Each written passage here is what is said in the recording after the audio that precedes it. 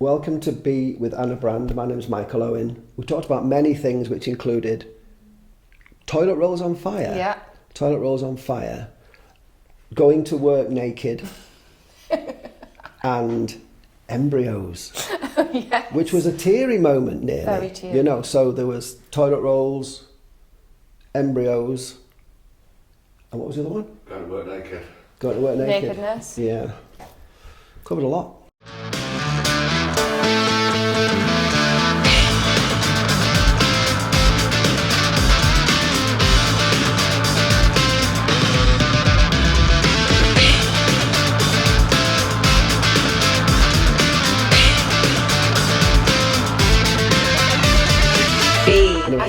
I stalked you on Facebook, Very obviously, Very good. because you were coming on here, and I thought I saw pictures of your wife, Yeah. and you know when you look at someone and they've got such a gorgeous smile, and you look at their face and the way that she laughs and smiles, I just thought, I bet you're a really lush person. She's really nice. You know, in a relationship, the tell. average is like, nice, I'm horrible, right? And she's lovely. You're so. batting above your weight, aren't you? Oh yeah, totally. So I'm the horrible one. But she's stupid, so that's not true, because the camera's not on. Oh, wait, it is. Yeah, this is all right. She's put up with me for a long time. We got within 2 days of getting married. You can ask me about that if you want. Then we You didn't. what? I'm not married. Well, we're rolling now. Oh, okay, we so are tell now. me. Okay. So, well, it's not that exciting actually. We got within 2 days of getting married. When I proposed, I'd never been. I'm 57 now. No, nearly 57. I had a free year last year, because last year I thought I was 57, but I wasn't. I do that nearly every year. So last year was a free year for me, because I thought I was 57, so I was So a you've year, I was gained a 56. year. Yeah, but I've never been engaged, but when I met Leith 20 years ago, I asked her to marry me within 4 weeks, because I thought she's quite nice. And then after the 4 weeks, we were due to get married, and we had money then, so we had like a lot of money, not a lot, but a few tens of thousands, you know, Yeah. I suppose that's not a lot, but to fly everybody to somewhere. And then 2 days before, we got phone calls, and they said there's been a political uprising in Bangkok, and everyone sat down at the airport just to knack the tourist side of what the country's doing. So we'll give you your money back. So they gave us the money back, and it was 40,000 quid. We were so stupid. We weren't like mega rich, but we had money. So they gave us the money back, and we said, okay, we'll get married in a bit. And then we just never did. And that was 2008. So are you married now? No. Oh, you're not? No, we just never bothered. But we will. We keep going. We'll get married next Christmas. Because you know, a Christmas wedding, I like the idea of a Christmas wedding. Like a white wedding. Yeah, the only thing Lisa said she wants to have at the wedding is toilet rolls on fire. Because we went to a wedding once. went to a wedding once, and there was these beautiful, it was like flames out of these bowls as we were walking down this thing. Oh, lovely. And we looked in, it was a toilet roll on fire. What? So, but what they'd done is, the organisers had soaked toilet rolls in something flammable, thinking, oh, that's a good idea. So ever since that, she said, oh, the only thing I really want at the wedding is toilet rolls on fire. I think you should do it, and I feel like that could be a disaster happen, but it would be funny. Probably. And memorable. It was a play or something. It was an event where they did have there were metal vase thingies walking down the path. It looked fantastic. But we kind of peeped inside. As you do in life, you look behind the curtain, don't you? Yeah. Wizard of Oz, and you go, looks beautiful. It's actually a toilet roll. So yeah, that's the only thing. She said, oh, can we have toilet rolls at the wedding? Yeah, no problem. I wonder if I should start trying to light the log burner now with toilet rolls. It's a great idea, but they're probably quite expensive. Peeking behind the curtain. Let's talk about that. Have you ever told a story a business through a brand story, a story about yourself or your business as a business opportunity that's been bullshit? A lie? Yeah. I think nearly everything. Nearly everything. Yeah, just cut there. Nearly everything is wishful thinking. Mm-hmm. But I'm lucky in that nearly everything does happen in the way I'd quite like it to, and I think it's because I hedge a little bit. So I'll always exaggerate and embellish and make it look a little bit shinier than it actually is. Do you think Not you always, sometimes but nearly always subconsciously try and make your life go a certain way or situations go a certain way so that it does fit in with the narrative that you want? Yes, absolutely. Because I suppose we could be talking about manifestation now, couldn't we? But I'm not really talking about that. I'm just talking about that. A good example perhaps is that we live in a house now, which we've lived in for 4 years, that has like ears. It's got 2 sticky out bits, which were nothing. It was just the house. I'm loving this conversation already. You've got a house with ears. I'm quite visual. Toilet rolls on fire. will this be in your notes? Absolutely. So we got the house, and it 4 years ago in lockdown, 5 years, and it had ears, sticky out things. It was like voids, which it had 3 kitchens, like the kitchen. So 3 kitchens? Well, yeah, but in these little ears, it was like spaces, which were just messy, but the kitchen really extended cool. through. And the reason there is a point to this, it'll come back to your question about manifesting. So I'm lucky enough, like you, to work with business owners, founders. We sit at board level, we advise them what to do. My highest qualification is furniture design, so I shouldn't really be doing what I'm doing. But I have an instinct for what I do.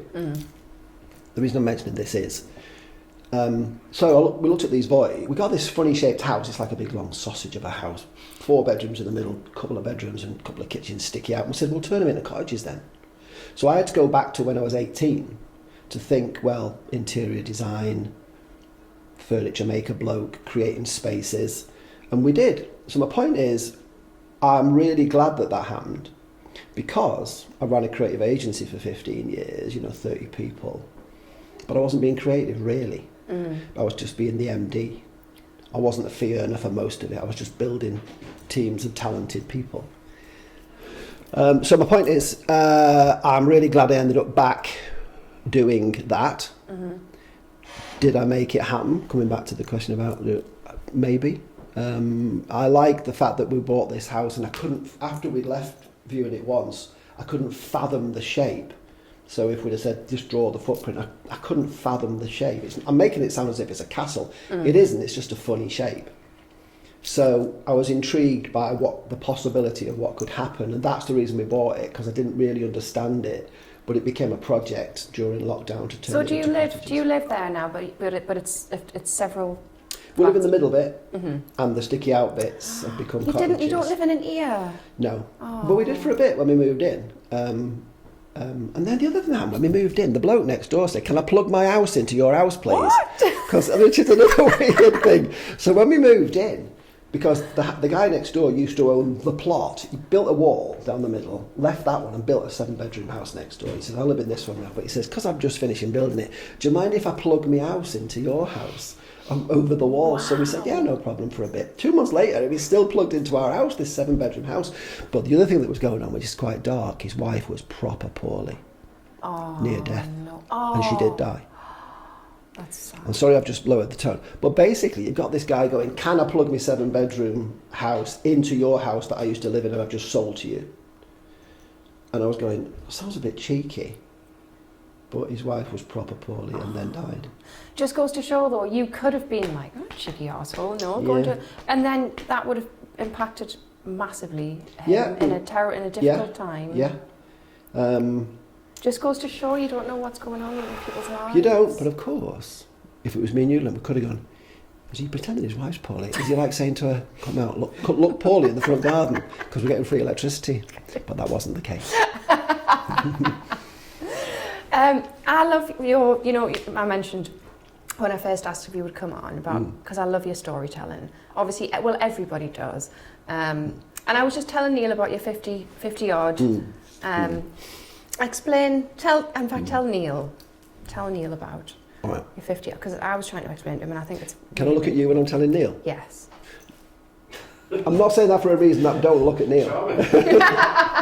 I just thought it might be better for the thing. Yeah, definitely. So when I was 50 and odd, I thought, I wonder if I can write, because I like writing compellingly. I thought, I wonder if I could write. And LinkedIn is a good place, I suppose, for trying to build an audience, as is all social media in principle.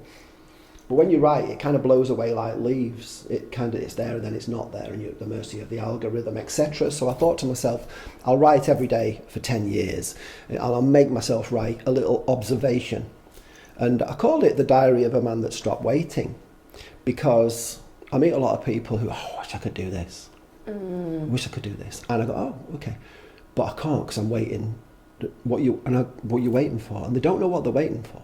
Either their mortgage to go away or the kids to grow up and not cost as much as they used to, which won't happen. So I closed the agencies just before I was 50. I was 47 and I couldn't do it anymore. I wasn't capable of running a team of 30 people, a couple of £1 million turnover. I couldn't do it. I just wasn't capable. So I had to close everything and, you know, make a bit of counselling, try and pick myself back up, work out who I was.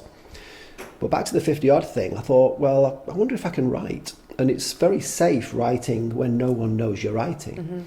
So every day I was disciplined enough I wrote two things. I wrote, it's what the world looks like to me from here. What the world looks like to me from here. Just observations about the world, seeing what I noticed. Yeah. And as I say, I call it the diary of a man that stopped waiting, 50 odd. So I was exactly 50. And I wrote every day. And it reached a point where about 10,000 people a day would read what I was writing. And that was after about 2 or 3 years. And it went a bit funny for me then, because then I felt obliged to do it. And so did it change I stopped. Really? I stopped for about 6 months, and then I went back and did it on my terms. I was going to say, did that feel like because you weren't doing it on your terms anymore? It was because people, it was lovely, of course, but I'm a bit funny because, I don't know, I mean, I'm not Noel Gallagher or Liam Gallagher, but now they're going, can you do those songs that you used to do because it makes you loads of money? And it's not being, again, I would go and see them if I had a ticket, I think, but I don't want to be, I was kind of doing something for all the wrong reasons. I used to write for me, but I was doing it for, clearly I'm not, you know, my audience was that big and theirs is, but the principle's the same. So I was doing it for the wrong reason. The dopamine was nice, you know, all people are reading my words, but then I didn't want to do it because I had to do it. And that's quite childlike, but I am quite childlike. So that's why. I am as well, so I quite like it. So it was out of awkwardness, really. But now I'll write, life's much better when, as a general rule, and I was thinking about this when I was driving over, because, of course, meeting you and being filmed talking with you, I guess you're going to ask some fundamental questions about me and how I think. And the way I work these days, if I summed it up, because I was driving across and thinking, I've stopped trying to be right about anything. Because I think in our world there's no such thing as right, because you don't know if the thing is going to do what it's supposed to do until you do it. So I think as I get older, I'm much more comfortable with the notion of instincts and intuition, and if I have a talent, and if I have a point of view, and if I have an opinion, and I do, I'll tell the client what that is and we try and make that happen, because I work as a brand and marketing director, I suppose. But the 50 odd thing was me expressing myself to see if I could evoke emotion through writing in very few words. That was my intention. Which you obviously achieved. Sometimes. Now I'm really interested in humour. I'm really interested in, because my biggest fear in life is, my friend's just done a guy called Mark Shaler's just done a stand-up comedian gig, and we know our friend Alfie in the Northeast does the things that he does. But it absolutely petrifies me, you know, the engineering humour. Yeah. However, in life, you and I will read that thing that frightens you most actually is the thing you should try and do. Yeah. So injecting humour into the work that I do, because another fundamental belief that's totally what I believe now is that business is so boring and unfunny and serious, and it just shouldn't be like that. That's everything that we're about, isn't it? It really is. Recently I wrote about my friend Tim, a guy called Tim Steifler was contacting me and asked me to go on his podcast. He's in Los Angeles and he's become a friend. And we talked about stuff. He actually owns a comedy club in LA now, and we still talk every now and then. But he told me about the time, and forgive me because you may have read this, that I live in a world, and I'm going to make an assumption that you do too, about paper stocks and spot varnish and just the right words and evoking emotion and how many pages and you know, the call to action in the right place and how to engage me and the brand position and everything. So I was talking to him about direct mail, and he said, what we did once was send 25 people potatoes. And he did. And he said normally when you send people the most beautifully structured spot varnish, it smells nice, doesn't it? We've all been through this. Yeah. Send them a fucking potato. Do you know what your success rate is when you ring up and go, did you receive the potato? 100%. Of course I received the potato. And he did do it. So he got 25 conversations by sending them fucking potatoes in a beautiful presentation box. Did you get the potato? Yes. Did you get that brochure? We get a load of brochures. Just see? It's just the nonsense of our industry sometimes. Yeah. It's utter nonsense.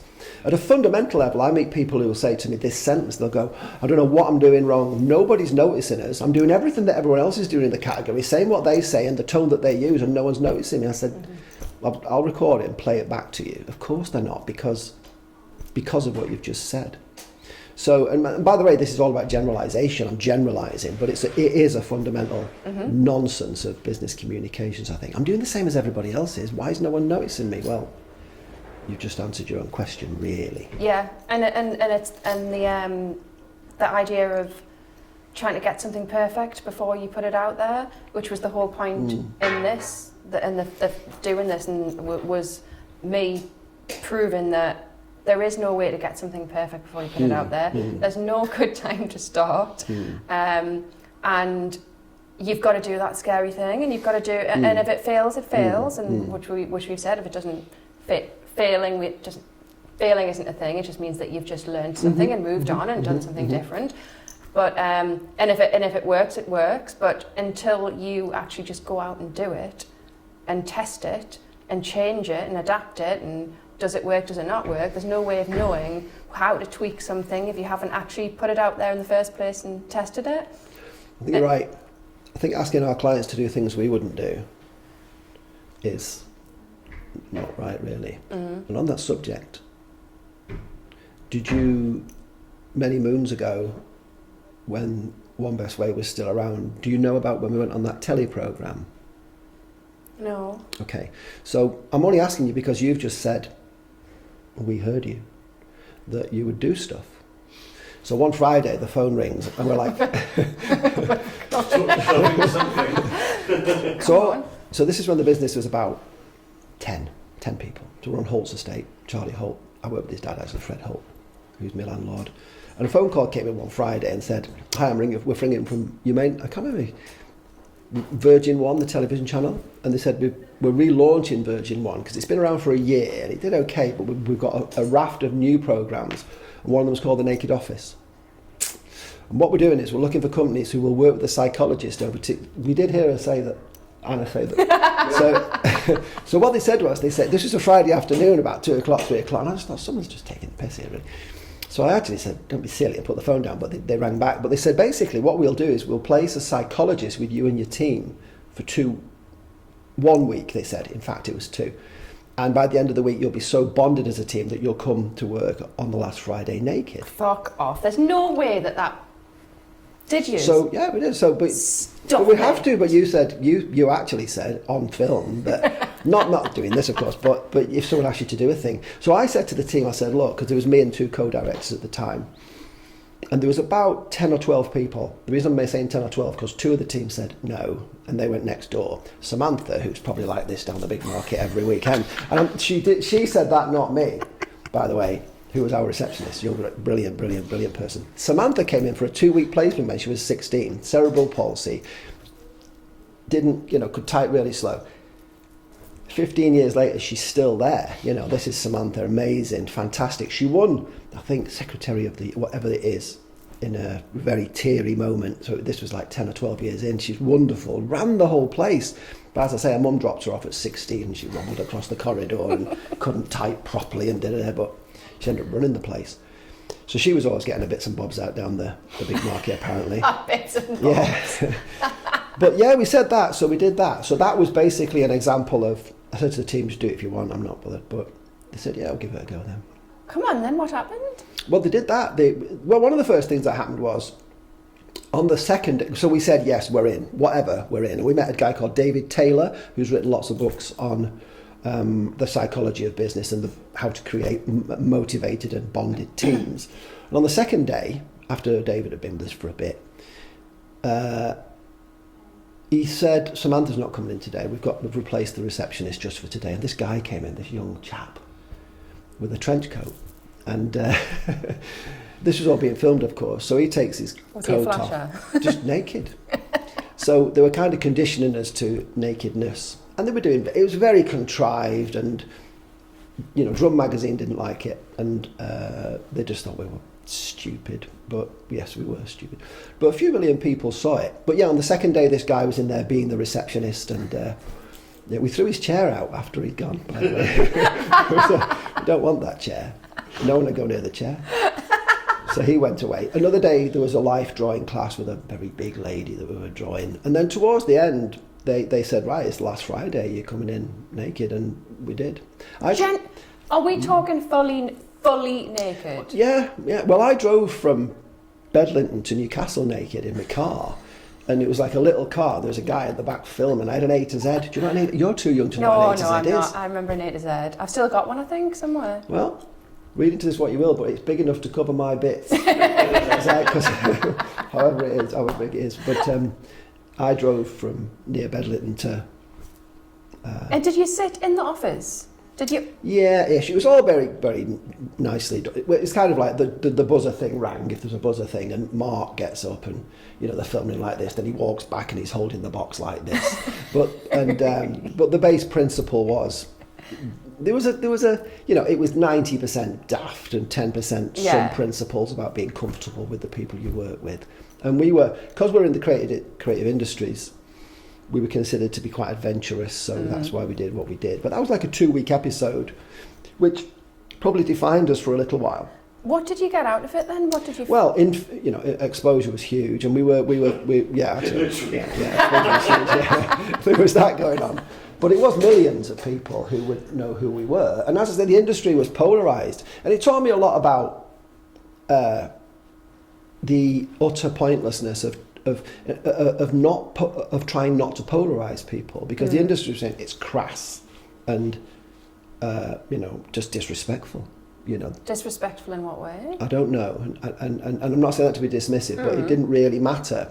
But it didn't matter. It just didn't matter. It was good exercise in facing a fear, not the fear of being naked actually, but actually putting online people's jobs, because I employed people. Of course, and it was like, is this a silly thing? Because of course I said to them, what do you want to do? But in me, I was thinking, it's my job to know what the best thing for them is, because I run the company. So it's taking on the responsibility of that and measuring how the experience went over the 2 weeks. So if it derailed, the company was called Shine, which ironically is the company that is having the problem with Greg Wallace at the moment. I've just listened to something on the radio on the way here about apparently he's because of his autism he had to take his clothes off in front of women. Yeah. Apparently it meant he couldn't wear underpants. Well, Samantha did, but she's not autistic. So yeah, only ironic because of the naked connection thing. But the company was very respectful of what we wanted, because one of the girls, they said, just reminded me, on one of the days there was a photocopier that they brought and said, go in the room and photocopy what you want. You'd have to get rid of that as well, wouldn't you, after that? It was their photocopier, I didn't mind. So one of the girls photocopied her boobs and then decided she didn't want that to be shown, and they said no problem. So and it was quite an emotional journey. It was just before me and Lisa were due to get married, actually. How long ago was it? 2000 I want to say 2008. I think it was. Do you think if 2007? You know, because you know how much things have changed in the world, or even just in that short space of time. What do you think, if anything, will be different if you did that now? Well, I think we're in a world of Love Island, etc. I think the world's changed. It's a layered question, because would I do it now? Probably not, because there's if there are dials called cruelty and just being a bit of a twat, I think that's pretty high at the moment, and the world is very judgmental. I'm not fearful of that at all, but I am bored with it, to the point where just, once you've sorted yourself out, and I'm not a religious person, so I'm not going to talk about casting the first or second stone. I'm not religious at all, but once you've sorted yourself out, fine. But just don't, because it was pre-social media actually, or actually it was at the point that Twitter was taking off.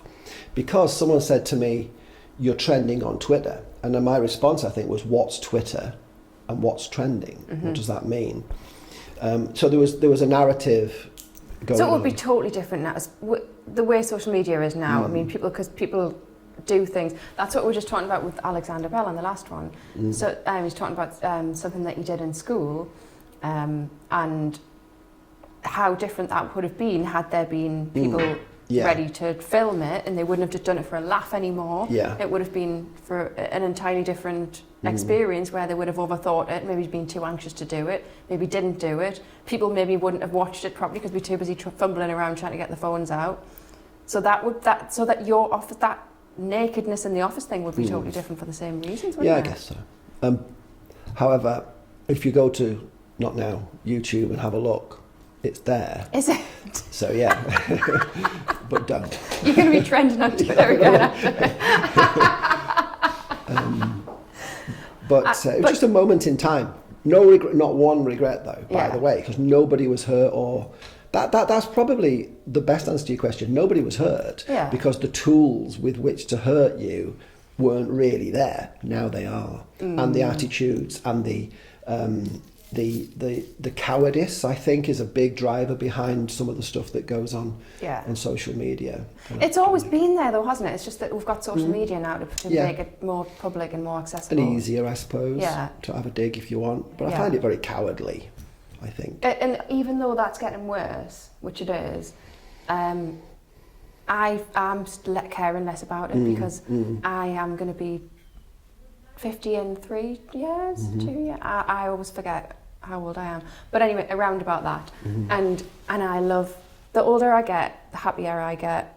And I was thinking, in fact, I was thinking about that on the way here again. So, you know how people say, oh, I wish I knew then what I knew now, and I thought to myself, actually no, because you got to save something for when you're older, because you wish that you had that body, you wish that you had that skin, you wish that you didn't care as much, you wish that you had the stamina and all those types of things. Let's save something for when we get older, so we've got something left.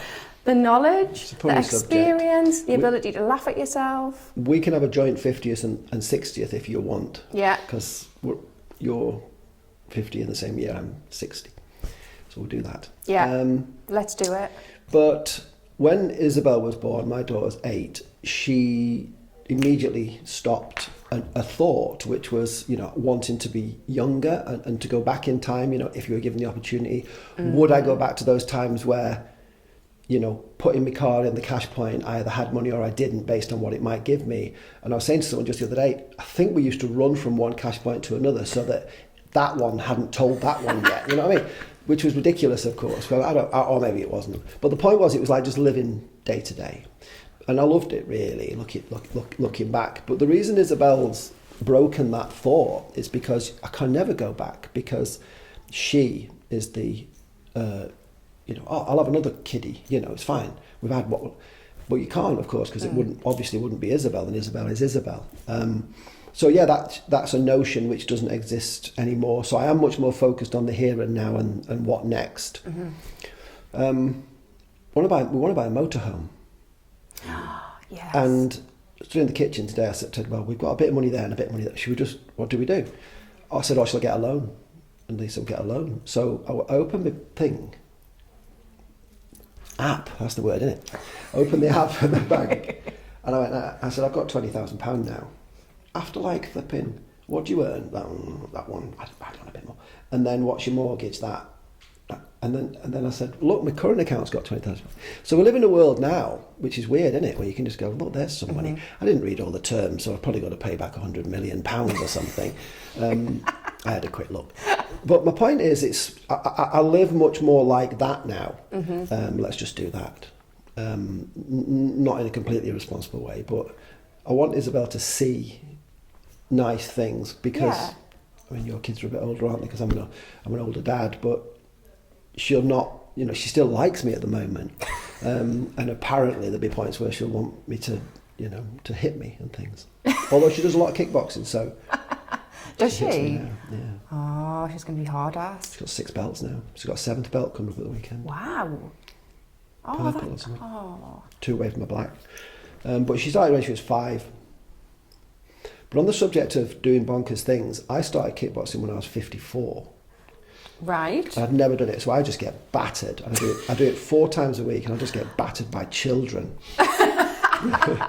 But it's the hardest, most horrendous thing I've ever done. It's I've always utterly said that I would horrible. love to do kickboxing. It's horrendous, but I can't stop now because the reason I did it was to keep Isabel going. Yeah. So unless I die or someone kills me in the sparring bit, which is just awful. Do you have to spar? Yeah, you do. For yourself, you would have to. Yeah. And I'll tell you, it's because it's a bit like. No one's listening. I haven't got any marketing qualifications. Have you got any marketing qualifications? Any what? Marketing qualifications. Oh, no. Okay, but we just do what we do, Yeah. don't we? But you've got loads of experience and you're very good. Yeah. But if you don't do the sparring, I think it's like, okay, we think we can help businesses, don't we? Have you helped any businesses? No. So it's that bit. Because I think there's a Right. gap, and we've kind of touched on the subject, there's a massive gap between theory and practice. So it's the bit that where we didn't call ourselves that because we didn't feel like we were qualified until we had lots of experience doing it. Then we were like, you know what, I'm actually quite good at this. It's, to be specific, and I think it was a Mike Tyson quote that everyone's got a plan until you get punched in the face, which I think means you can prepare and theorise. When I left the One Best Way, I just read because I'm really insecure. So I don't want someone to go, you don't know what you're doing. Because actually, inside, some days, most days, I don't think I know what I'm doing. So I want to really read stuff. But if all I did is read and not execute, then I don't think that's not right. Yeah. It's not to be specific, it's not right, it's just what's the point? So the sparring bit is horrible, but, and this is a million times, every time I go, I don't want to go, but every time I've been, I'm glad I did. But the reason I mention this, by the way, is because it does go back to the 1,000 months thing. So that's 84 years and 3 months. So you and I, well, me, you'll live longer as a lady, but I'll be dead in 1,000 months from when I was born. And I might not because I did too many stupid things as a teenager. Well, we will see. But the reason I mention it is because at the time I started 50 odd, I used to talk quite a bit about the 1,000 months thing, because if you do the sums, I was 600 odd months in, and then I was a little bit more, and then there's this brick wall where at some point we're all going to not be here. So I'm conscious of the finality of it all, and this is a window, isn't it, of 80, 90, 100 years maybe if we're lucky. So just doing stuff is very important. And that brings me back to businesses, because they're utterly boring as a general rule. But I will encourage them to stand out, and to stand out, noticed, remembered and chosen. It doesn't matter what the message is if nobody sees the message, or it's not distinctive enough to be noticed. It doesn't matter whether it's this word or that. Yeah, exactly. So I guess I'm joining the dots in my life, because they are all connected. Well, they are, aren't they? But in the past, they used to be too interwoven in the wrong way, I have to say. But now they're interwoven in a much healthier way, I think. What would you, if somebody came across you as a personal brand and they only had 5-10 seconds, what would you want them to be? What would you want people to feel or think about you? Do you mean as a human, or as someone who might help them? I guess the two of those bits that interlink. The word optimize is important, because we all have an optimal state, either as a person or a business, but very few people, if anybody, have even decided to look at that optimal state. They won't even look at it because they consider it perhaps too scary or too So explain what you mean by the that. best version of you. The very best version of Anna is either what you are today or it isn't. The gap, if and it's none of my business, if you kind of go, it isn't this, it's something else, then what is it? How big is the gap between it, and what are you doing to close the gap? That's it. And it's very common sense for me in business. If this business could be better, what do you mean by better? Let's define it. Because as a brand bloke, I do 5 things. I spent a lot of my time just in the 5th bit, but I actually spend most time in what's the organisational goals? What are we actually trying to do? What's the best brand to achieve it? What's the best marketing strategy? what's the best tactical approach to that strategy, and what's the creative messaging and beauty that we need to, and distinctiveness around it. But it all links back from message, through tactics, through strategy, through brand, to where are we actually going. So it's the goal. And if the goal is shit or not the optimal state of the business, the category leader or the world leader, because I have brands, I'm lucky enough that they're the global number one or the regional number one, that's where we start. What's the actual thing? I'd love to be the world number one. Is it doable based on what you're offering and the competitive set? It either is or it isn't. So for example, when I worked with Baltic, they wanted to be the number one contemporary art space in the United Kingdom. We said, it's taken. And the definition of number one, by the way, was most famous and prolific on a global stage. So that's Tate. Mm-hmm. So we said, we need another goal. So it has to be a sensible, achievable goal. So I was lucky enough to work with Sage Gateshead as well, when it was Sage Gateshead before it was a glass house. And we worked out what to say as a brand to help them to optimise based on their organisational goal, which is very simple and specific. Number one by what? Market share, number of customers, turnover, what is it? And then we work backwards. But most businesses spend their money here without even considering these things, because spending something on something that's invisible is hard. Brands kind of can't really see it. It's a notion. But buying a website, because it's got colours and fonts in it, even if it's not even linked in any way to the organisational goals, will often make a business feel safer and better. Oh, we've got a website, what's it doing? Don't know. But do you not think sometimes businesses, especially sort of small, medium businesses, they will say, we want to be the best.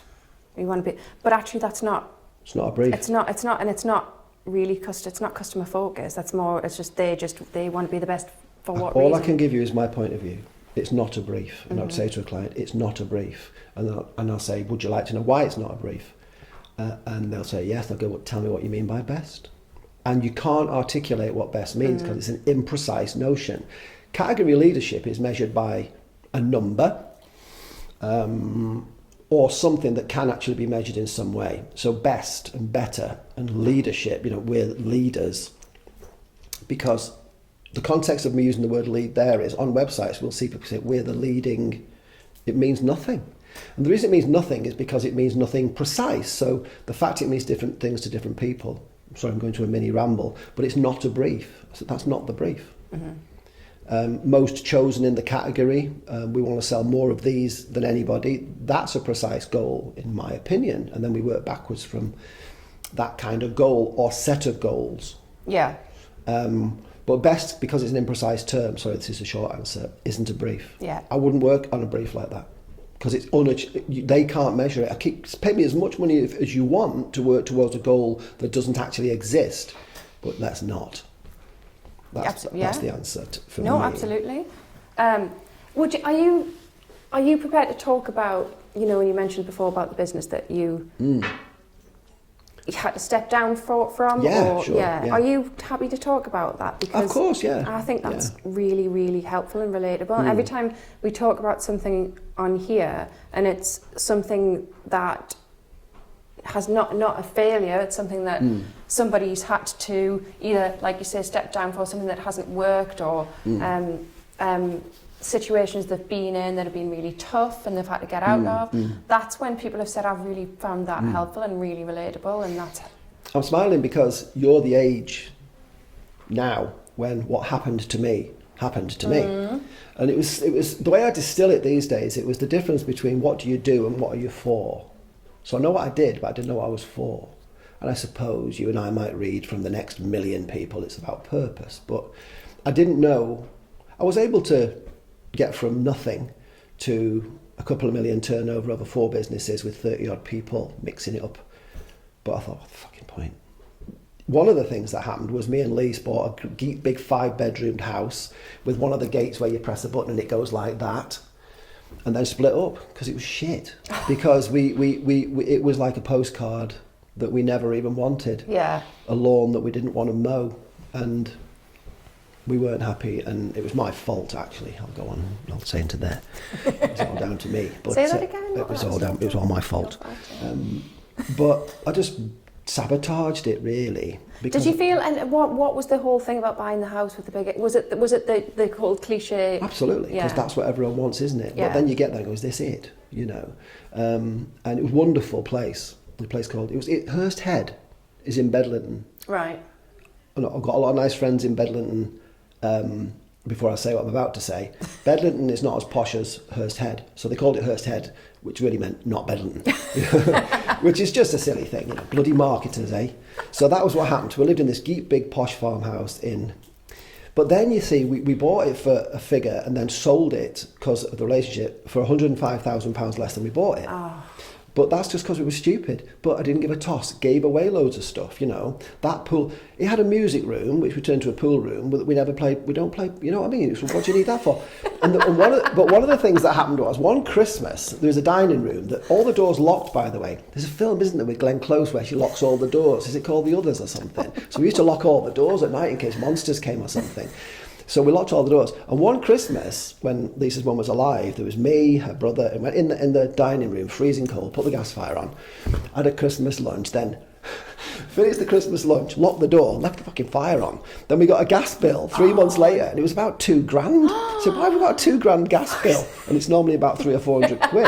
It was because we've left the fire on in one of the stupid rooms we don't even go in. So there were these really cosy spiders and things in this room, smoking cigars and I don't know. But the point was, it was just stupid and not quite obnoxious, but crude. It was just wrong for us. We had everything we didn't need. So we moved somewhere else, down to St. Peter's Basin in Newcastle, and we had two of everything, and just Vinted wasn't there at the time, I don't think, but we just got rid of stuff. But yeah, perhaps back to the question, which I think I might remember, it went wrong because we were chasing the wrong thing. Mm-hmm. George Michael is a hero of mine. I've got all the gay creds, by the way, never been married, never had kids, wears a bit of jewellery and all that. And I really like George Michael, but he said in an interview once that he chased the wrong everything. And I think we were chasing the wrong, or I was certainly chasing the wrong everything. Because we had everything and then it was wrong. So we dismantled it and did something else. But yeah, for a bit I was in a tiny bit of counselling, put on antidepressants for a bit, but I got more depressed, so they didn't work. So I came off them after a couple of weeks, actually. It wasn't long at all, and just thought, right, let's just give it a go, moving in another direction. Moving in another direction is important. You know, kickboxing at 54, from being not very fit to being slightly fitter now, because I've done it for 3 years, 4 times a week. It's ridiculous, but not, because it's the right direction for me.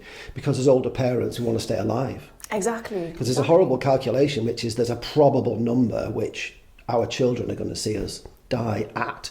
And I'm talking about their age. And I don't want it to be a little number. Mm-hmm. So, we've got to try and stay alive. Because Lisa had Isabel Lisa's 2 years younger than me, 3 years younger than me. So how old was she been when she had? 47. Yeah. 46. Something like that. But it's not young. No. But that journey, because it was like we were IVFing, everything's a lesson for me, I suppose, because we did the IVF thing once and it nearly worked, but didn't. Second time didn't work. Third time didn't work. There's 1 embryo, but they're not very good. There's 2. Then the 4th time we did it, I think it was the 4th time, we went back in, they said something really weird's happened. We've got 11 embryos, but you can't go popping 11 back in there. So what do you want to do? So he said, well, we'll just go home and get pissed and then come back and tell you in the morning. You know what I mean? Because it said, well, basically it's 1, 2 or 3. 2 of them are really healthy. So it's them 2 if you want 2 and maybe a 3rd one. So I went back the following morning, sat there, and Lisa sat there and I'm here, and he said, they've all died. So yesterday you had 11, but overnight they'd all died. Oh. So there was a silence, a bit like we've got here. And I'm kind of here and Lisa's there, so I just holding her hand like that.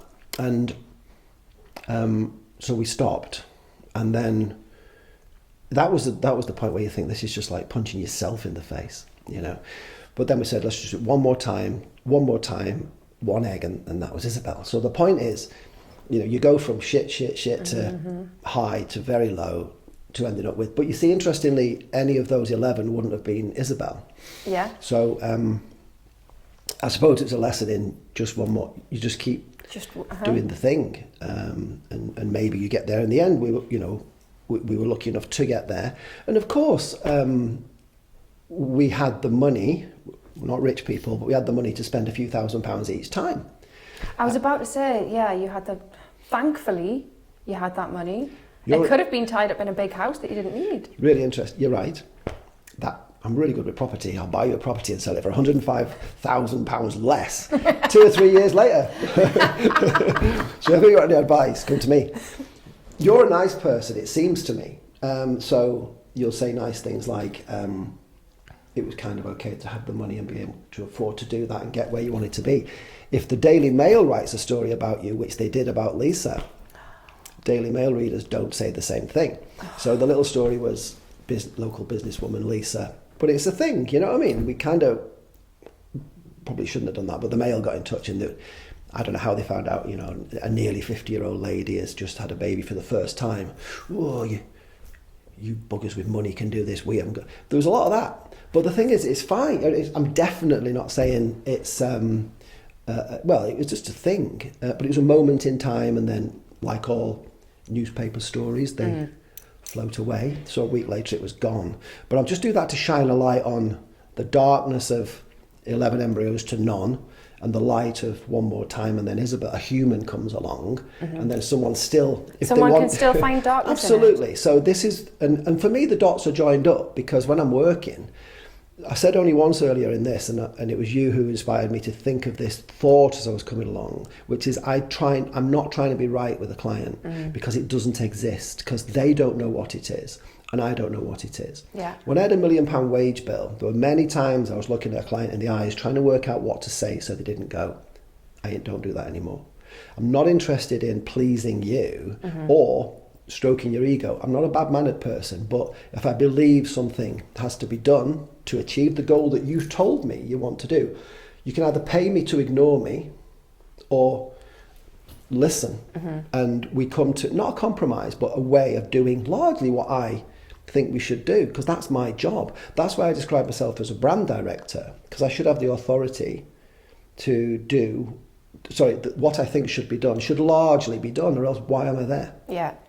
Hence why you want to be quite specific around Absolutely. who you want to work with, Absolutely. because otherwise you can't do your job. It's a double-edged sword, because I want them to measure the work. Can I give you a tiny example of where this happened quite recently? Yeah.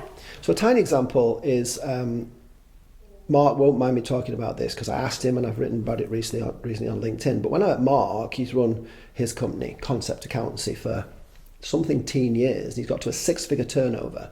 It has the potential to get to a 7-figure turnover. For various reasons, it's kind of stalling a little bit. He's never done any marketing, really. What's Concept Accountancy? Concept Accountancy, Concept's the name of the company. I will say this, he won't mind. He's a decent, hard-working little accountancy company. That's what he is. Turns over 6 figures. And the story I wrote recently was when I met Mark, little did he know that 6 months after meeting him, he would be publishing an advert about his clients' arses. Because he did. And the reason is, it's this. So he wants to get to the right kind of client. And the right kind of client isn't the client who'll go, here's a bag of receipts. They spend a few £100 a year. Yeah. It's the ones who are really cerebral and thoughtful. So the brand notion that we came up with was something like, well, not something like, it was precisely these words: the best business goals are not business goals.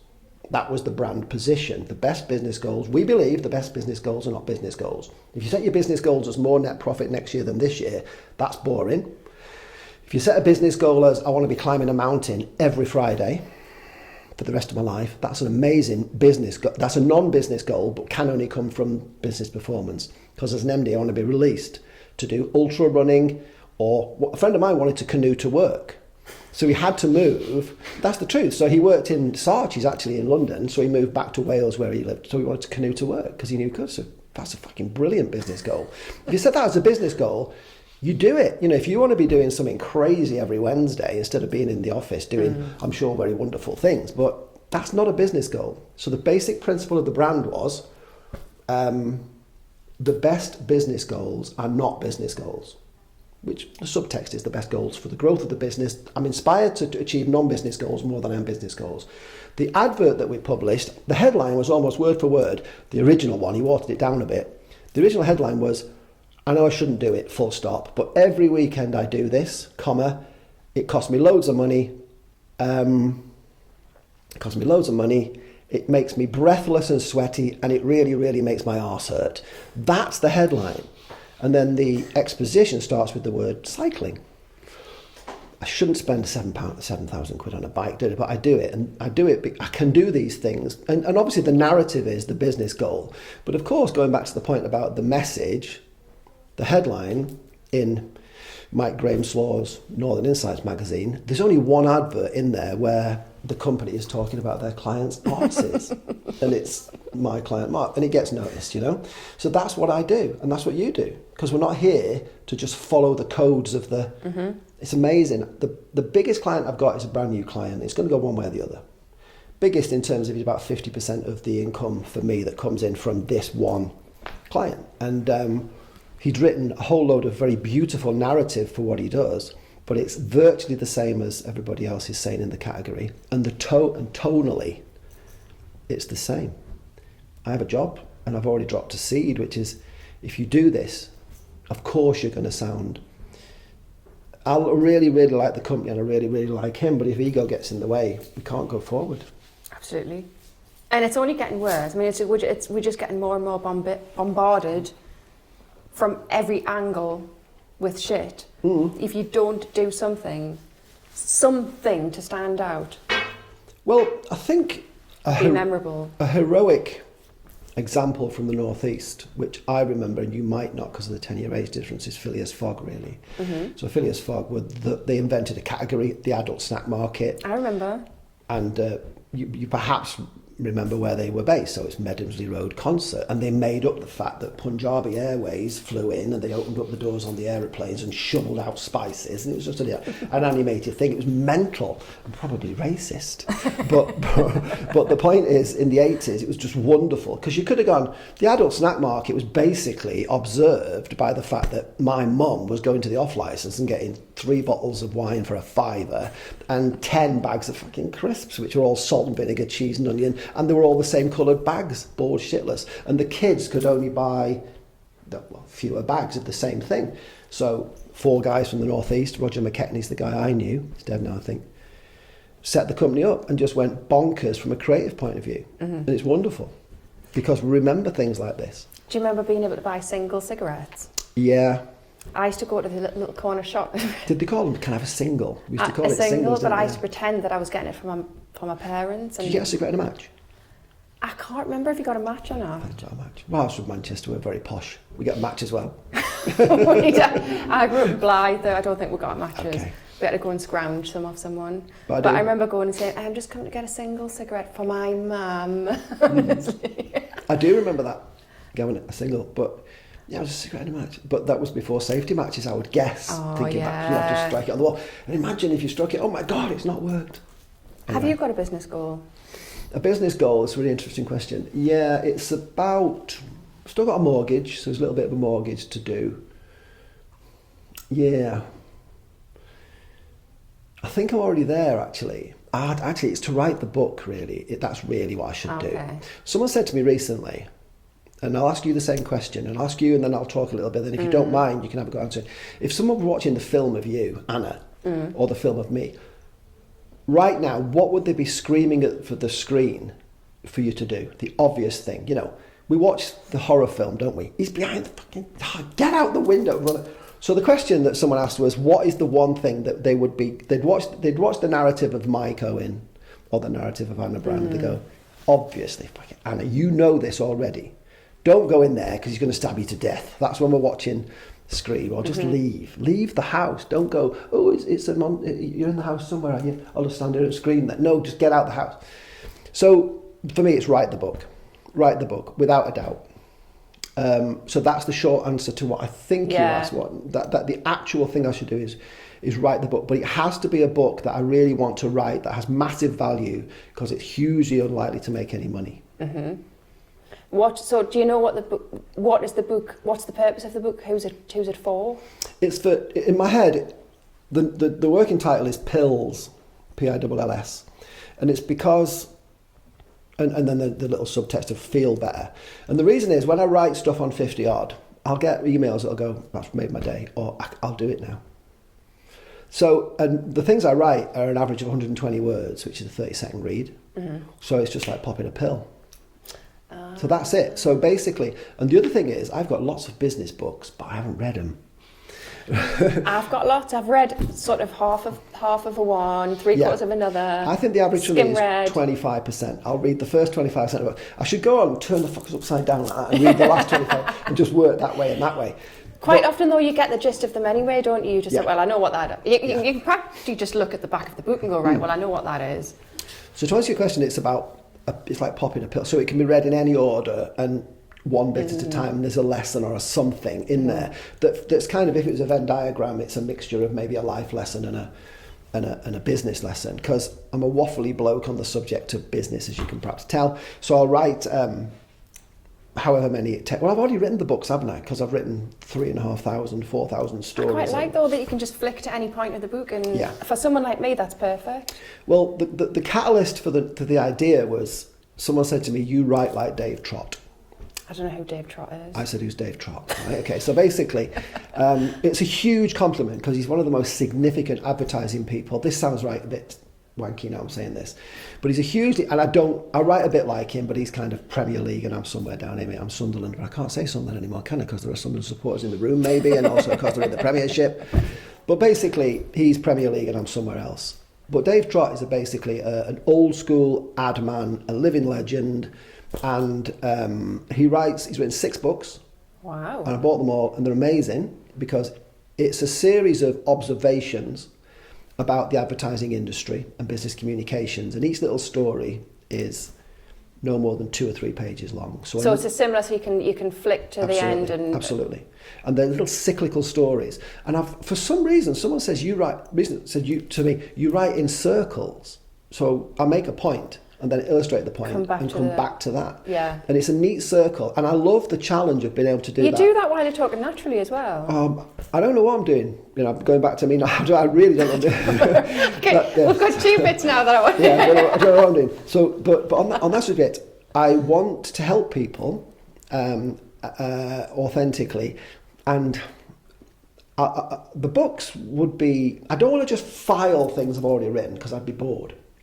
So I want to pick up perhaps the best of them and put them into a thing where there'd be a chapter. There's enough to do more than one book. Yeah. So to really challenge myself, I'd probably do 3, and it might fall into life lessons, love lessons, something else. It wouldn't be that, but businessy things, life things. A friend of mine who's had stuff published with Penguin is helping me to think about how you write to try and get a published. Could you not, although it would cost too much money, could the book not just open full circle like that, so that it's a constant... Go round and round? Yeah. Possibly, but I think I just want to write well and simply. And if you were to buy the thing that turned me on to doing this was one Dave Trott book called Predatory Thinking. And on the back of the book, I read this story. Can I tell you this story? Yeah. 20 seconds. Go for it. So basically, you may have heard it, because I think he nicked it from somewhere, as we all do from time to time. So he said, there's these 2 guys in the jungle, and they know, they've got their rucksacks on, and they know that there's a tiger. Okay, and this is the story in the back of the book, the thing you read to make you buy the book. So they know there's a tiger, and the tiger's coming towards them because they can hear the tiger getting louder. One of the guys takes his rucksack off, gets his running shoes on, puts his fucking running shoes on. And he said, and the other guy's, you're never going to outrun a tiger. He says, I don't have to outrun a tiger, just to outrun you. So I like it. So when I read that, something happened in my brain and maybe yours, where I was reading like that and then suddenly it went like this. Because it just shifted the perspective. So that's predatory thinking. It's just another way to win. Yeah. And that's what the book was about, and it's very clever. And all I'm really trying to do is trying to find other ways to win. And the metaphor that's most loud in my mind at the moment on this, and I'm considering a podcast myself, so I'm going to come to you for some advice, if you don't mind. But it's based on the... That's making me almost want to laugh as well, because I'm so bad at it. Yeah, I think there's, but again, we won't go into it now, but there's good, bad, because I think that the good is utterly boring, in life. polished things, and I don't know what this is. You're Polished doing, is boring though, isn't it? I think so, because it's a neighbour of predictable, I think. But I'm intrigued at the moment by something that guy Rory Sutherland was talking about. He's a behavioural scientist. He's a deputy director at Ogilvy.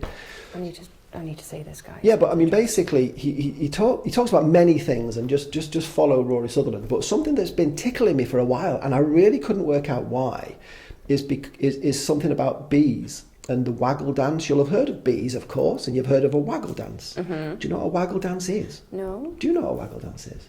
Talking to the camera, people at home. The waggle dance is basically bees are clever enough that when they go and find massive sources of pollen, this by the way sums up where I am with business, what I'm about to say, and Rory was talking about this. When there's really rich sources of pollen, the bees all work together to find out where the pollen is, where there's most wonderful blooming whatever's in a field, and they come back and they do this dance, which is the way they communicate with the whole of the hive about where that pollen is. And the thing that Rory was saying, and I've read up on it and it's true, is that only about 80% of the bees do this, even though it's a perfect evolutionary solution to the maintenance of the hive. And it's called the waggle dance. The other 20% of the bees, That's what I was just going to... What about the other 20%? they're the ones that really intrigue me, because they do what the fucking hell they do. And the reason is, in business, the thing is, and as is explained when I was reading about it, the reason evolution has built in 20% of bees who are just fucking mental is because if you optimize... The thing I love about this is, and it comes back to your notion, your observation about polished, you can over-optimize. If all bees did that, and then there was a tsunami, they're dead. The 20 are going, I bet there's better pollen than this. And I think that's how they speak. I think that's their actual voice. I think they've got southern accents. I think, and they're smoking. I bet there's better pollen than this. But the Rory was going, I bet they fucking hate each other, because they're going, the waggle dance has been, perfected over millions of years, and these 20% are going, oh fuck you, we're going to go off over there. But the point is, if they don't do that, there's no chance. This is what I love about business. I'm one of these, they're called rogue bees. Yeah. So I'm a rogue bee. In my little tiny brain about the way I behave in business, I behave like the rogue bee. I learn the formula, and I go, right, fantastic, we're not going to do that. We're going to behave like a rogue bee, because there will be something better. But because we know the rules, we're going to do all that anyway. We're not going to be irresponsible with your business. However, the magic is where the rogue bees go. Because when something happens, the rogue bee goes, don't worry. In his southern accent with his cigarette, he goes, don't worry, or she. There's loads of pollen over there, and you fuckers, if you'd gone over, you would never have found this, but I've found it. And then some of them achieve absolutely nothing. But rogue bees should be allowed to fail, which comes back to your point, because the majority of them will do nothing. But if there were no rogue bees, the evolutionary, the possibility, it's the natural strength of the hive is massively reduced, because there's no chance of coming across. Even some people said there's even no chance of being lucky. There's no luck. You can kind of. At one time, I wanted to do a PhD, right? Because I thought I can have the word doctor at the beginning of my name, and that sounds really posh. So I looked into doing a PhD for a little bit, and I was going to do it. I wanted to simplify it to one word. I wanted to do a PhD on luck, where luck comes from, whether it's generated or it's just a random thing, blah blah blah. And I went down a little way, but then I couldn't do it because I was running the businesses, or perhaps I just wasn't good enough. But this mini ramble is, I think, perhaps coming back to what I want from business. I think where I am, it has to be the book, because that becomes a distillation of everything that I am. But it's really hard. What's stopping you? Why is it hard? Is it because you're going over old ground and you're like a bit like me, where you've just done that now it's boring, you need to do something new? Yeah, in my nature, I'm not very good at finishing things. Me neither, I'm terrible. So if I get to a 99% finished book, it's the same as a 0% started book. Yeah. So I'm worried about spending time and energy. Always Wear Red, which is a clothing brand I had for 7 years, was a very expensive experiment. It was probably the most wonderful thing in terms of learning about business, but it cost us about 100 and something grand, and the turnover was 100 and something grand. So it was pointless in terms of income generation. Yeah. And I don't want to do that to Lisa again, really, because Lisa will go, well, if it's what you want to do it. But I'm not just going to be completely bonkers. So I have to be careful. There are two revenue streams: the little cottages, the ears on the house, and working as a a brand director. So that we're covered, we're okay. But I have to get the balance right, compartmentalise the work correctly in a responsible way for the family. But it's hard because 99% done is 100% not done. Yeah. So I'm fearful that I'll just not finish it. Yeah. Do you want to write a book? I've never ever even contemplated that. If and when you do, and I think you should, we'll write one together and hold each other to account. Right.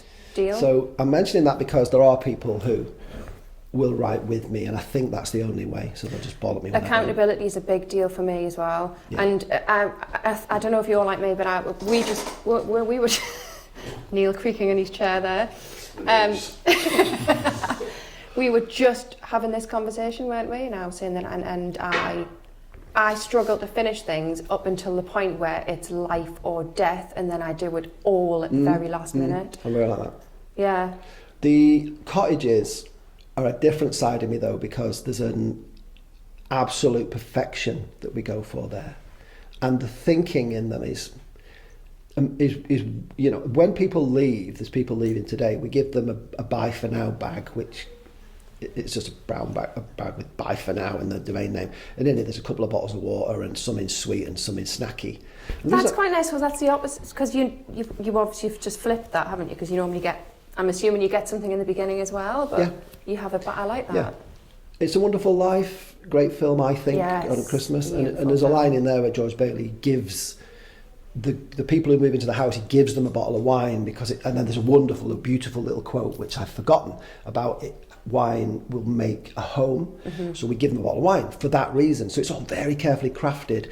The reason I'm mentioning this is that I can get it right in certain bits of my life, and Always Wear Red was, in my opinion, a wonderful category-leading hand-knit brand. There's nothing the materials are the world's best, and the knitters were the best we could find in all of England and Scotland, because the stuff that we knit is bloody heavy. I mean, because you've seen it. So we had guys. One chap looked very like you, and I'm pointing at the camera, but this gentleman, deep, big, beardy bloke, and his back went because the cardigans we did were 3 to 5 kilo, heavy. So he couldn't do it. But women, their posture was better. But a cool-looking guy. See what I said there? Cool-looking guy. That was struggling. That wasn't what he said at the beginning, though. But it was like yourself, and he was just jewellery and looked like a biker kind of guy. But he was a knitter, but a wonderful technical knitter. That was his thing. I don't know if he told his mates, but fantastic. Because when you're hand knitting, the business was ridiculous, because the two things you're meant to do with a fashion business at some point is scale and hurry up, get bigger and get faster. And they were the two things that I didn't want to do. Yeah. I just didn't want to, actually, because you'd have to cut corners, wouldn't you? It felt like a machine then. It felt like pressing a button. But I would be with the knitters sometimes, and they'd be like chatting, and the thing would appear. Not like by magic, you know what I mean? But I just loved that, like press. I'd go and see people go, oh, look at this Shima machine. It costs 3 million quid. You press a button and it's called a whole of garment machine. And I'd go, I didn't say it, but I'd go, bored already, you know what I mean? I wonder if you're like, so I can't remember what it is. There's these two types of thinking.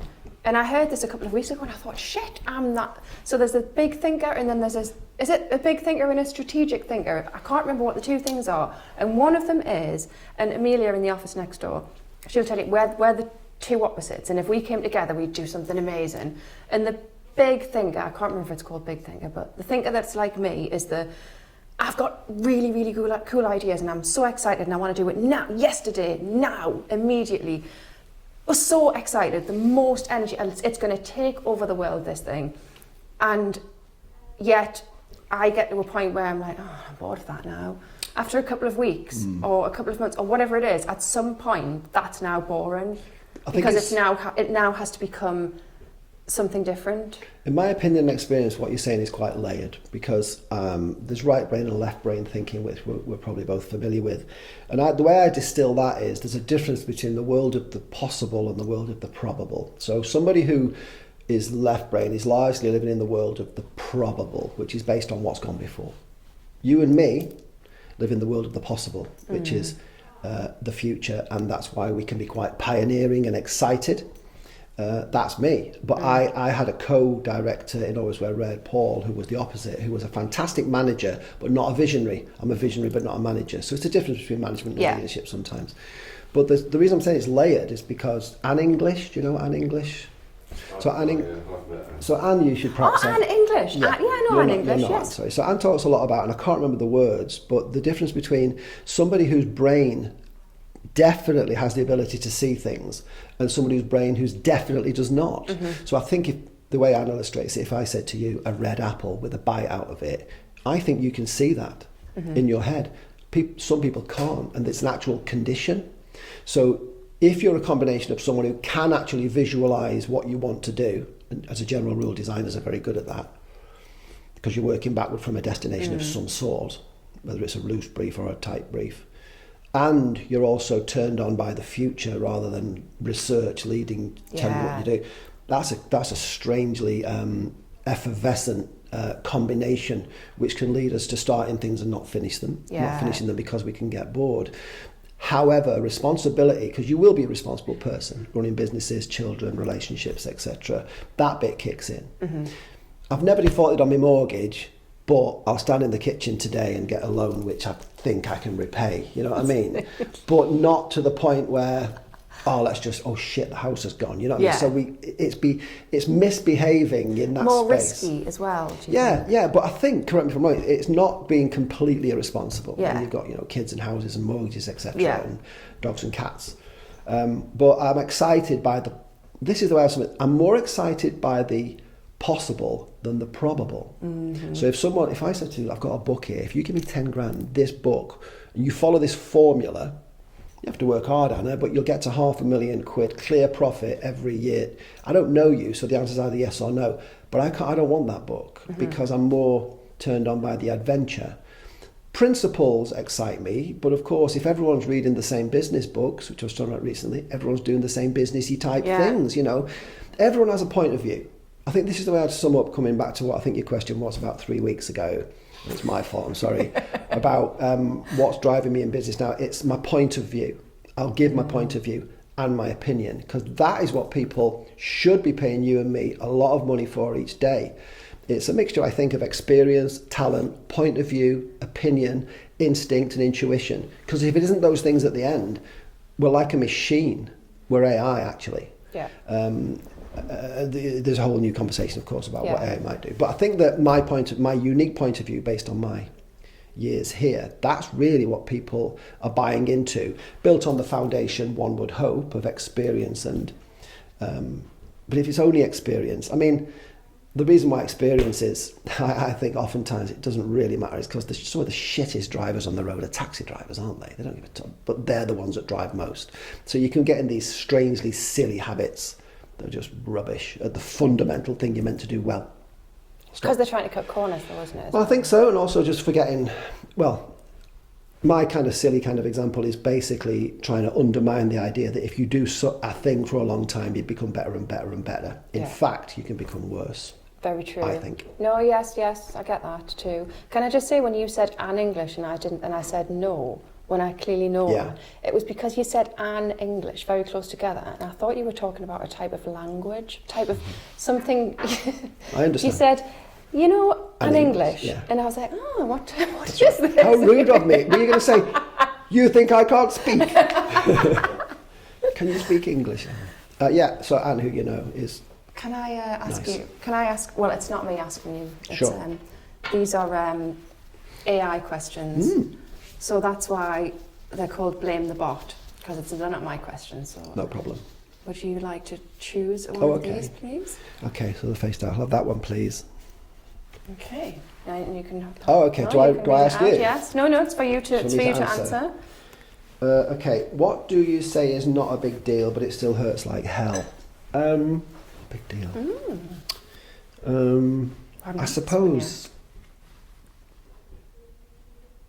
everything, really. Now that's a very honest answer. Yeah, because I don't know, in my life, or everything really. Yeah, everything that somebody might say about anything that matters. That matters is a great word, I think, because I know what matters. I take You know, if it's like with the holiday cottagey things that we do, the slogan is create space, and it's a responsibility. And the line is, and this does come back to that, it's rare and precious are very important words. So if you've created rare and precious space in your life for us, we should create rare and precious spaces for you, because brands make promises, don't they? Yeah. So we've promised, and you know, downtime is life is another thing that I say a lot. Downtime isn't something to squidge into life. Downtime is your life, and then other stuff should come around it. Yeah. Because I think people live life upside down. Totally right. So coming back to that, you know, if something doesn't go right based on a promise you've made as a person, then that hurts. Specifically, it's a really good question, because in business, I would kind of be really laid back about most things. Sometimes hurt a little bit, sometimes hurt more. The thing that would properly hurt me is if someone accused me of being disingenuous or a liar or a barefaced, you just fucking did that for a purely selfish reason, or you lied. It's very rare, but I can remember on one hand moments where I would sit up straight and go, everything stops, let's talk about this. Because a client or you know, we've had many hundreds of clients over the years, you said this, and I'm not a fighty, I don't want to win just for ego reasons, but I don't want someone to call me something I'm not, that's factually incorrect. Yeah. But that's thinking now, in the year 2025, that's slightly different, because the world is full of cruel accusation and pointiness. But on there, what do you say is not a big deal but still hurts like hell? I think it's if someone disingenuous, if someone considers me to be disingenuous, that would be. So has someone considered you to be? Over time, I think in life, all people, I have to consider the circumstance, the person, and what's being said. But the specific examples I'm giving you, and I'm lucky in that I can only count them on one hand, is if someone said, you told us that this would be done on Thursday, or it would be done then, and it's not done. So they accused me of lying, you know. When I closed One Best Way, I ended up in, I think, 6 kind of legal battles, having never had any for 15 years. And I remember I used to meet a guy called Stefan from Carroll Marketing for cups of coffee from time to time. And he's a fantastic guy, still in business, great fella. And he would tell me about the little legal battles he would have from time to time. And I'd go, I've never had one. I'm scared of all that. At the end of the business, I had 6 mini legal battles. None of them were big. And it was from people who just had become bastards, really. Yeah. I don't want to pay for the balance on that website. Why? Because I know you're closing the business, so fuck you. And that hurt, because it was just disappointing. Yeah. And I wasn't that as thick, I don't know, I won't speak for everybody, but none of us perhaps were as thick-skinned as we'd like to pretend. But I tell you something that's changed that a little bit, if I can say one more thing, if you don't mind. Yeah. It's that when I started the kickboxing thing, I thought to myself, the reason I've stuck with this is because it's really hard. Anything I've ever tried and started, you know, I've done martial arts before or whatever, I've not done them properly, so they weren't hard enough. So I wrote a little story once and said, perhaps the reason why you're quitting everything all the time isn't because the thing you're doing is too hard. It's actually the opposite. It's because it's not hard enough. It's not challenging you enough. It's not got the potential to change you enough. Now, the reason I brought that in is because I do believe that the reason why people quit things, and I'll repeat, isn't because it's too hard. It's actually because it's not hard enough. It doesn't give you the change that's massively life-changing that you could desire. Just enough to get you to keep going. Absolutely, really buy into. How long have you been in business? I want to say 15 years, possibly. And perhaps there's been times where you thought, oh, man, this is horrendous, I can't. But you keep going for whatever, and at least in part it'll be pride, hard work, responsibility, etc. I won't speak for you, but a lot of pride. It's hard, isn't it? It's hard. Definitely, yeah. Something I'll say as a side issue, and again I wrote about this recently, for me it's harder to stop things than it is start things. Keep that in mind. I'm just saying that because you've got a fantastic business, as we all know, but I was I really should have, you know, girlfriends I had when I was in my 20s and 30s, the relationship should have ended much sooner, but I was too scared of being alone or too cowardly to finish it. So I stay in most relationships too long in the past. And that actually includes business relationships, because always were read should probably have stopped after 5 years, but I was worried about being judged. So, 100. It's a massive ego thing with it. God. yeah. So in summary, people go, oh, you start these businesses or whatever, because I've started a few. It's never a problem starting it. It's actually harder finishing them. I'm quite, in that sense, that's the one time that I am thankful for my ego at the time, because there's a couple of times I potentially would have just went and worked anywhere, then get up again and deal with this shit. But thankfully, my ego wouldn't allow that. It's fascinating. It's a difficult subject because you can see it from both sides. You know, your journey is different than mine. What I'm about to say is zero to do with you and everything to do with me. It's the fact that I'm much better at stopping things now and not giving a caring what people think. Yeah. But that's not counter to what you've said. It's just, that's why I said it's about me, not you. But yeah, I was stuck around in certain places and in certain businesses too long.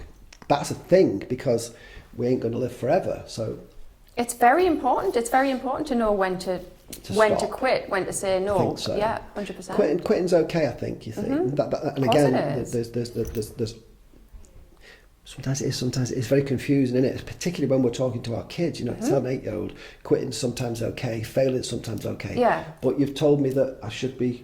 I know it's very. I know, complex. it is. And one of the things I always say is, but remember, you had to do that to find out whether you liked it or not. You had to do that to find out whether, that's the whole point, is trying as many things as possible. Yes. And you're not going to do and stay and try and love everything, otherwise you wouldn't have time to do all that. So putting it in a child terminology. It's that thing, we can be good at anything but not everything, which is, I think you touched on that subject. You can be pretty good at anything but not everything. So it's finding and wiggling your way through to that thing, I suppose. Well, no, I would say I'm not pretty good at loads of things.